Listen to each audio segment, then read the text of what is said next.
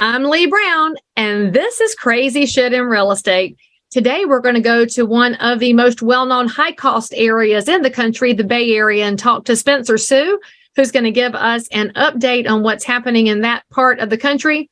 We'll talk about China, immigration, houses, and what's happening in 2023 real estate. So whenever you're listening to this, enjoy this conversation, and I'll see you on the other side. You're listening to Crazy Shit in Real Estate. You'll be amazed at all these wild but true situations that others have found themselves in. Because on this show, you'll hear uncensored, unbelievable stories from the world of real estate. I'm Leigh Brown. Let's dive right in. So where are you located exactly? Are you like in Burlingame? Or are you in Los Altos? Or where are you located? Good question. So I live in San Jose. So that's where really Silicon Valley truly is. So San Jose. And we have an office like in Palo Alto, which is then more central to both of those cities that you mentioned. Very good. So how long have you lived out there? You a lifelonger? Yeah. I'm a native there. So I was born in San Jose. Oh, are you like the last one? Did I find the last? Yeah, that's right. The rare breeds. We are the rare breeds out here. Yeah. I mean, that's what it's like in the Charlotte area. I'm one of the last, I like to say I'm one of the last three natives of here because everybody's migrating in from other areas, including California. Right. And I guess some others are leaving Charlotte then, right? That works both ways then. If you're the last one. We're one of the top economic markets for jobs and for housing. So, we're Florida, Texas, North Carolina. Whoop, whoop. Yeah. So, as you're looking to invest, this is a great area. There you go. Yeah, it's done well. Well. So tell me a little bit about you. What do you do in and around real estate? Give my listeners and viewers a little bit of the Spencer story. Yeah, so a little bit about myself. So I'm born and raised in the Bay Area. My past life was in tech. So I was in software sales for over a decade. And that's predominantly the main drivers of the economy out here, and which is why it's such a big boom and bust kind of cycle.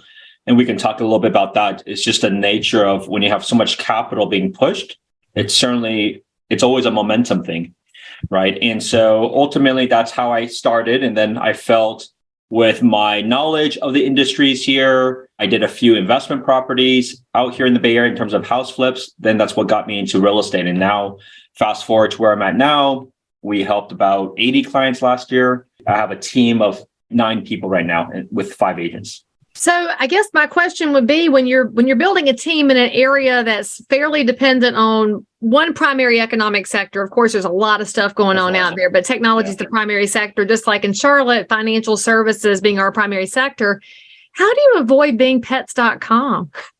Yeah, it's a good question. I mean, pets.com. It really is a good parallel, though, because in real estate, obviously, everybody knows we're recording this in first quarter of 2023. So we're coming off of that white hot, stupid market where everything was wildly on fire and any listing would sell.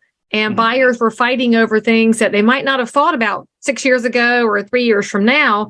But now the market shifts and there is a moment when there will be some phoenix that arise from the ashes and there will be others that will vanish like pets.com. So I'm curious to hear how you're positioning your team for changes. So as you mentioned, tech goes through ebbs and flows. How do you position your team for that? It's actually fairly simple, right? On one end, nobody controls what happens with the general market. To be fair, it doesn't matter from a day-to-day sales agent perspective, right? Because you can be optimistic, you can be pessimistic. It's not going to do you any good either way in terms of like really predicting the market. At the end of the day, there is always going to be fundamentally people that need to move and they need to buy, right? And whether it's from renting, whether it's their life has changed. I mean, the reality is there are so many COVID babies throughout the last couple of years. So everybody will fundamentally need more space. Now, the question is, how long would they last in the existing setup that they have? Now, they can drag it on maybe for a few years, but as kids get older, they need more and more space. And so there's a logical just housing need. And so that's the fundamental side of things, right? Which is like in a hot market, it doesn't actually benefit everybody. Like people have this misconception. Hot markets don't benefit realtors, right? It just depends on which side you're on. If you deal with a lot of sellers, then yes. But if you deal with a lot of buyers or look at getting out of renting, then that's a terrible time, right? It's a complete psychological issue that they have to go through of constantly getting pushed above prices, constantly overpaying. And so that also has a fundamental impact of how individual or the team like ours handles business. So to give you an idea, the Bay Area has declined since the peak of things till now, the recording of as an end of January, roughly, about 25 to 30% since the peak of April. In the last 6 months, we've been the busiest, and it's been the best time ever for us because we deal with a lot of new buyers that are entering the market, right? It's been the easiest for them. So at the end of the day, it's the moment they were waiting on because it does ebb and flow. And I'm curious, when you say that it's off 25% from the top, would you say that is across the market, or is that structured primarily on the upper end or the lower end? Where have you seen the biggest adjustments? The biggest adjustments have been single family detached homes. They historically have been the ones that have increased the most over years. And to be fair, they are the ones that have decreased the fastest in the last 8, 9, 10 months. The higher end is interesting. So higher end in the Bay Area, let's just break it down. Let's say it's 4 million, 5 million plus as consider that segment. And then you have a majority of buyers, which would be, let's say, 800,000 to 2 million. And that's kind of the general. The middle part is the one that gets hit a lot, the hardest, right? Because they're the ones that may get experience the layoff. Their valuations of their companies have been decreased. So their buying power is less. They're actually the most impacted. The lower side of things is actually not as bad because you're now able to win with these low money down options that you weren't able to before, right? Now you can use the FHA loan to actually win. In the past, you had zero chance of winning. Exactly. Right. So there's certainly always a stopgap there. And then for luxury, it's kind of interesting. It's a separate, completely different logistics. A lot of luxury, whether it's in your area, whether it's places in New York and these top places, a lot of them tend to be they're more mobile than everyone else, right? Because they can choose wherever they want to live if they're in that price category, to be very fair. And on the other end, they could also be international. There could be international people. And so because there has been a pretty bad lockdown for a lot of international clients, especially in Asia for a long time, that was pretty weak for a while. And you may have noticed that China has opened up again. In the last couple of weeks, they actually finally opened up. Now it takes time for people to mentally get back to traveling, just like we all took a while to get back to the habit of traveling. Well, in California, you did. Some of us have been better longer. Yeah. For you guys, it's different. Yeah. There's certainly different aspects of that, but it's also a psychological thing. Like make no mistake, it's psychological. And never mind, if you thought California was bad, China was locked down, straight lockdown for over 1.5 years. I mean, I do wonder if the draconian level of lockdown in China is going to lead to a greater outmigration of the entrepreneurial mindset that says, I want to come do something different now. And obviously, this has always been not just the country that welcomes that, but the business that welcomes that. So I wonder if we're going to see an influx of native-born Chinese real estate professionals come in and be a part of that movement. I hadn't really thought about that out loud, but you know, you see the videos of people welded into their apartments, and human nature just doesn't put up with that. So I bet we do see some changes over the next couple of years. What do you think? That's one of the strongest components of the Bay Area. Like people keep leaving the Bay Area, and that is true. There are local people that leave. But why is it not a net massive loss? Look at the numbers. In migration, yeah. Look at the GDPs. They're not actually much different. It's a lot of people from outside of the Bay Area, especially outside the country. They come to the Bay Area for work opportunities, for job opportunities. Now, that's a different issue that there is going on right now, which is just immigration has been a disaster, absolute disaster for immigration for many, many years now. So it's interesting. It's always been a very big driver of growth and driver of people for California, for Seattle, for New York. And if we don't really get these things resolved, it's not good for the whole country, to be fair. And there are countries that are taking advantage of this. So for example, I have many clients they're considering Canada. Canada is way more open for immigration in terms of talent, like top talent. Like it's just a lot easier, and they understand like this is the future. So we have a lot as a country to figure things out, to at least get that process cleaned up, because America has always been the spot when it comes to the international scene of a beacon for growth and opportunity. And so, but there are many people that come from, not just necessarily China, but like a lot from India. India is doing very well as an economy. And so there's a lot of progress there. If you are remotely awake, then you know that we are heading into some really tricky economic times. We have home buyers that have put the kibosh on buying. We have sellers who have found out suddenly their houses aren't dipped in 14 karat gold. And as a realtor, you are still trying to keep up with the business you have and trying to answer questions in the meantime while also managing sky high fuel cost at the pump. Never fear, because my new video course is coming out right now, and it's called How to Dominate During a Recession. I've been a realtor for 22 years. My business went up every year during the Great Recession, and it's all because of education. This course is 4 modules. There might even be some bonus content for you. The price is $199. I am delighted to bring this out as quickly as possible because, friends, there's no time like the present to make sure our neighbors are stronger and we protect the American dream. Click on this link, www.dominatethisrecession.com, and I'll see you there. Now, back to this amazing content. And we have a huge influx of people from the Indian subcontinent here in the Charlotte area. But of course, financial services is definitely a sector there, but it goes to the heart of real estate. Right. Our policies have to be adhered to so that we can take care of the people who are here and who want to come in, because you can do both. But I think that's the problem we have right now is we have an unevenly applied set of policies so that they're abused in some areas and over aggressive in others. And places like Canada will benefit from that. But I guess they should let realtors be in charge of this because we totally know how to find the best possible solution. It's what we do with our buyers and sellers every day. So they should just let us run everything, right? Okay. So in your real estate life, how long have you been doing professional real estate? It's been 4 years. And approximately how many transactions have you been a part of at this point? 300, 200, 400-ish? You can ish it. Yeah, probably mid 200s.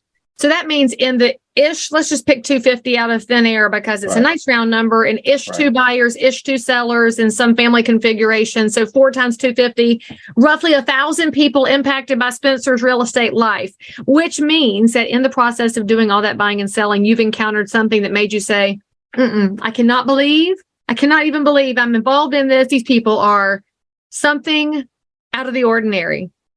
So, of course, my show is all about those out of the ordinary moments and what realtors do with it. So I'm dying to know, Spencer, what's the craziest thing you've encountered in your time in real estate? Yeah, so the craziest encounter would be not necessarily of a client, but just the overall transaction period. And I think a lot of us will have a lot of these stories from last year because things were moving very quickly the wrong direction, right? With when it came to interest rates. So the backstory was I was helping my client sell investment property. She wanted to sell investment property, sell that place, move on to 1031 for another place. And that's very common for a lot of properties in California, right?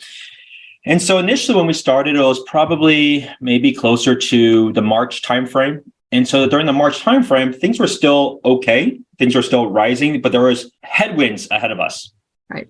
It was very clear headwinds, but it wasn't like it hasn't really impacted much. But that was like there were some signs there. So nevertheless, we put the home on the market. We got an offer very, very quickly within 2 weeks. But we did accept an offer that was an FHA loan. And so with FHA loans, as many of you all know, there are certain requirements of things that needs to be done for the home. And there needs to be certainly have limited down payment options, right? They're very capped what it can appraise for. So ultimately, it was a very good price. And we were very excited to take it, but we knew that there was some risk of accepting it because of the nature of that product. And so as we were progressing through, we were almost completed, as in like the transaction was almost done. All the things were cleared off. Section 1 was going to be done, but the appraisal came back. And unfortunately, the appraisal came back really, really low, which was terrible. I mean, at the end of the day, there were many comps that were out there, but they just didn't make any changes. And it was like at least 10% off. Like it was that far off. Like we're not talking about a little bit, it's 10% off.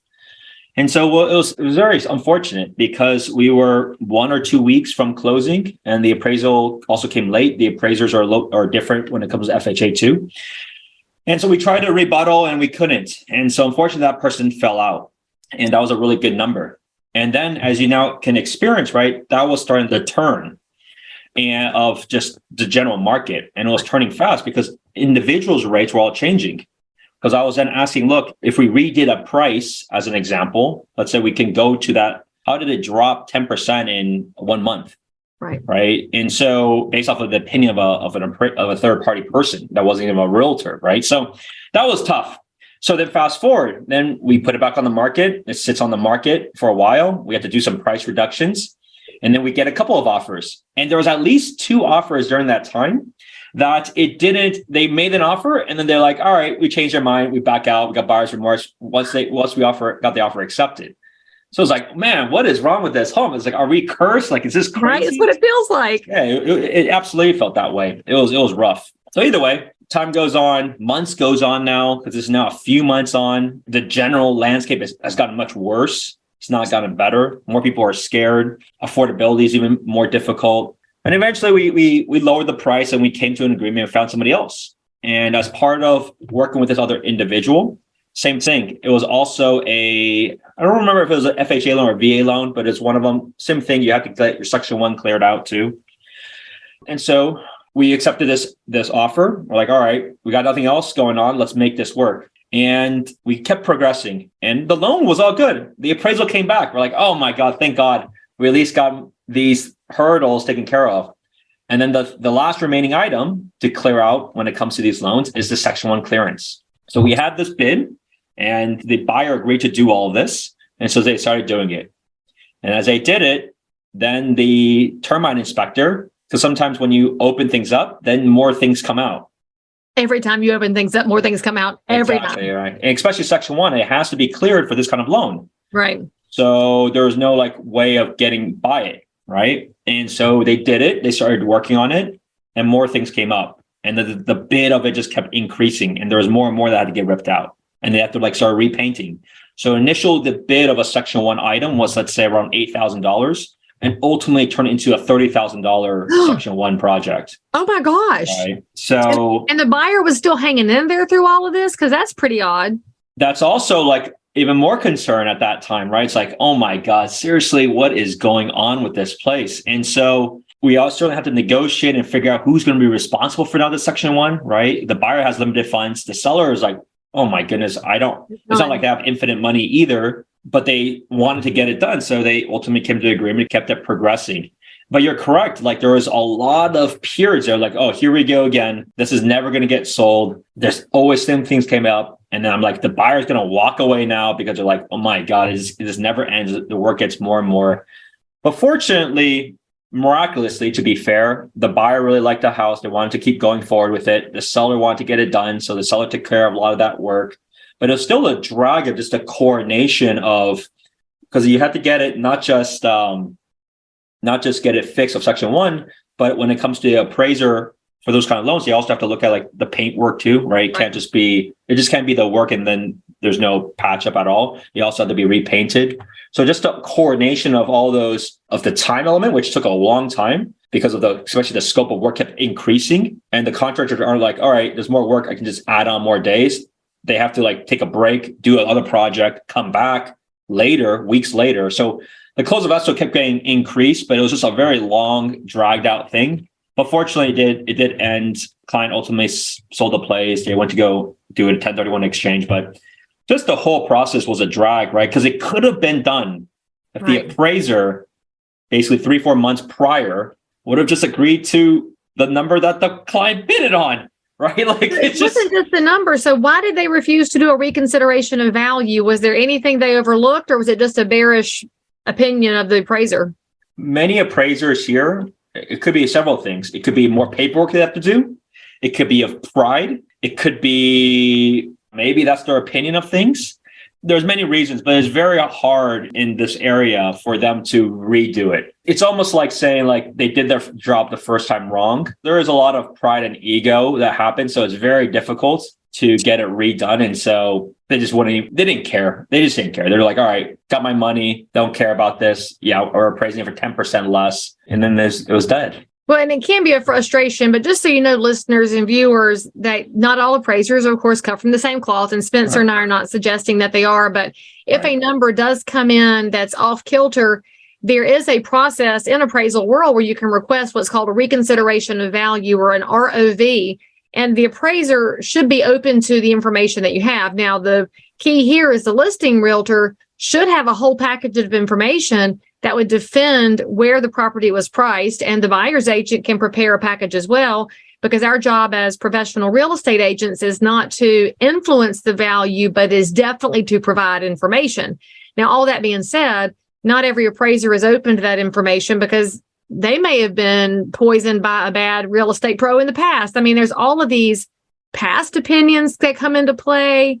And then there's the market condition piece, because obviously an appraiser is tasked with looking at the overall market conditions, and feeling bearish does mean somebody could bring a low value in. And sadly, in this scenario, that appraiser was actually forecasting what was going to happen in the market, but they're supposed to look at the time that we're in. Yeah, exactly. All that being said, don't you wish, Spencer, there was a way to get the public to understand that as realtors, when we explain there's factors that influence market conditions, sometimes we're actually sharing what we're seeing and we're not trying to be bearish. But when you tell a seller interest rates are rising, demand is lowering, the jobs market is wonky, and the supply is still low, so it's a very weird market, they just have a hard time understanding that the market of the past 3 years is now definitely past tense, and the market we're in now is the market we're in. And so you've got to work together to pull it through. And I think the beauty of that last story is the buyer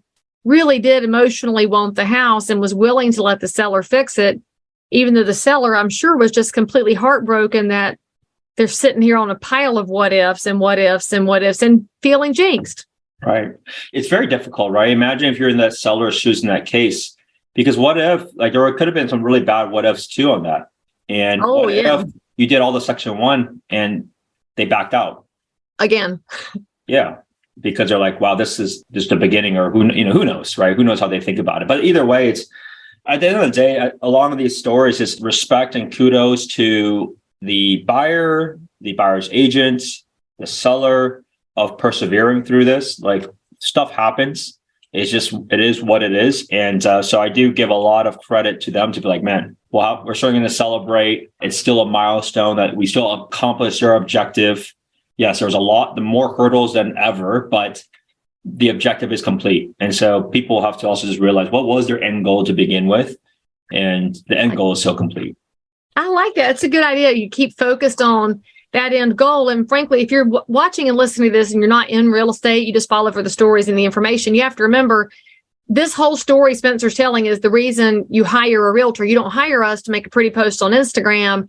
You hire us because selling the house could be something that looks super easy and then turns into a months-long series of headaches and heartburn, and all you're doing is trying to get the thing done. And so we're always punting and pivoting, trying to figure out who's actually going to bring this forward and how do I help them. And we just never know which house this kind of a story is going to land on.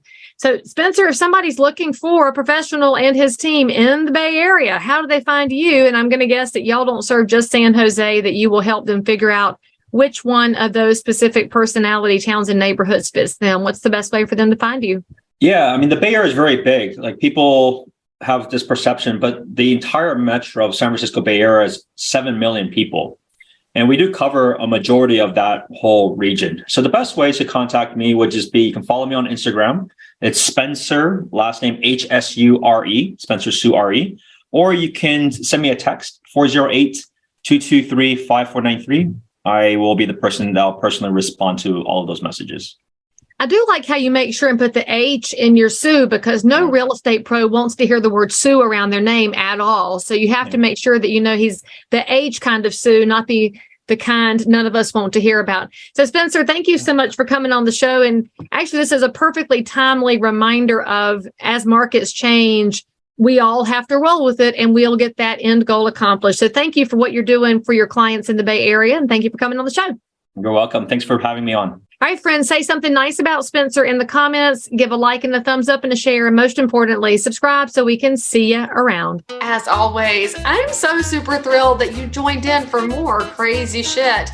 And if you're a realtor, investor, inspector, lender, or just a regular human being who happens to have an unbelievable story that you need to tell the world about, or frankly, you just need to one-up the story you just heard, then make sure to DM me on Instagram at Leigh Thomas Brown, or tweet me at Leigh Brown, or frankly any social network where you hang out. I'm there. And if you had some fun, then you totally want to subscribe so you don't miss out on any future episodes.